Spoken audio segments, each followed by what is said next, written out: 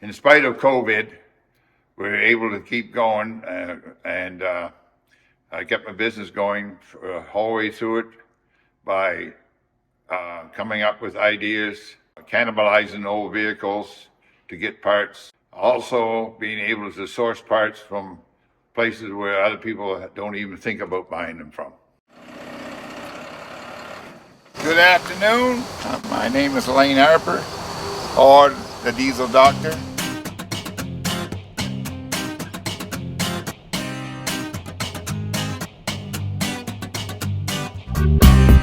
Nothing's impossible. Takes a long time sometimes, but it can be done.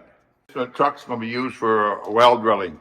It's going to be a very large water well drill put on the back. This is a crane carrier truck that was built in 2014, but never was assembled completely. A client of mine has bought it and asked me to put it together for him. Now, it came with an M11 engine, new engine, and a new 8LL transmission. That's all that came. And I have to come up with parts. Now, Crane Carrier is no longer in business, so a lot of these parts had to be fabricated or taken from other vehicles. There was no gear shift, but it has one now, which I took out of an old cab over Freightliner. There was no clutch pedal, but I did build one. Right there, there's a clutch pedal. Build one out of materials, a piece of square stock for the and some round shafting. And there was no radiator. So again, thanks to an old cab over Freightliner, I was able to recar it and is now sitting in the truck. The biggest thing we had, the wiring harness from the cab to the electronic ECM, engine control module, was not available anywhere in the world. So we had to make one. It's been checked out, but it's going to be removed and covered with loom to make it look much better. The alternator was with the engine and the starter. As you can see here on this side, that's the M11 engine, and the radiator is sitting in there now. It's not finished, of course. This is the bracket that came for the exhaust stack. I don't know exactly how it's supposed to be finished, but I am going to extend it up higher to put a 51-inch muffler on it, 5-inch diameter muffler. The power steering reservoir, as you see over there on the cab, came from another truck. I put a new hydraulic pump, a new power steering pump. Now go back here.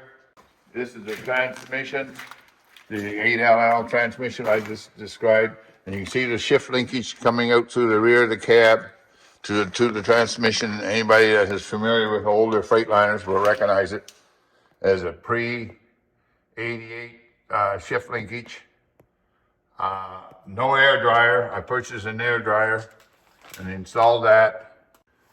The batteries were originally supposed to be up here in the very front corner, but to me, it did not make sense to run battery cables that distance, so I relocated the battery box behind the air cleaner, right over here. That's the brackets for the air cleaner, which made the cables much shorter.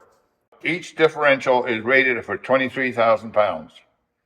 The two front drive axles have power dividers with lockup, and all three have axle locks. So if you put all the locks in, all 6 wheels have to spin at the same time. So it should be highly, highly maneuverable. Going straight ahead, it will not like to turn if you lock in all 3 axles, because it wants to go straight ahead. So, but it's great in muddy conditions as long as you're not going around a turn. The front axles are 20,000 pound rated each axle. 445 65 R22.5, which is the largest tire you're going to find for anywhere used on the highway. Very much of a challenge, especially this stuff that has to be fabricated and designed in my head.